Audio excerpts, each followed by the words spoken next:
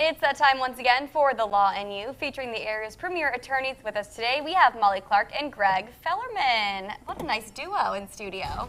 Thank you. Yeah, I like this. There's a nice lineup right here. Yeah, this is pretty good. No Good offense, team Ed. here, yeah. Ed, we miss you. We'll see you soon. He's coming back. But in the meantime, let's get to this question from a viewer. This comes from Tony out in Old Forge.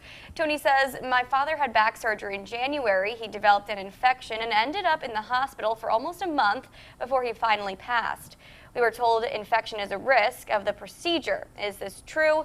Is there anything we can do? All right, Molly, why don't you start this one? Wow, Tony, that's a lot of questions. Hopefully I have some answers for you.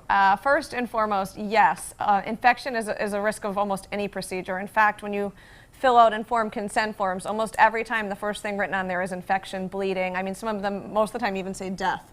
So yes, infection is a risk of a procedure, most any procedure you undergo. That doesn't mean you should get an infection. And it certainly doesn't mean you should get an infection that leads to the passing of your dad. I'm sorry to hear that.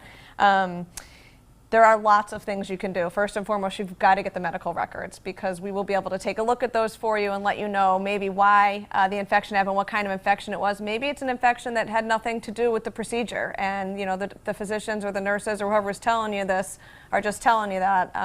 You know, to put up a defense to the case. So what I would do is I would get your medical records. I would give us a call. We're happy to help you with this one. That we handle these cases all the time, and happy to help. What do you think, Greg? No, the infection cases are tough, but if they're looked at and reviewed properly, we get our experts on board. We can build a strong case against the hospital. Then we do our best with them, but they are tough. But the key is getting involved early and attacking the case the right way.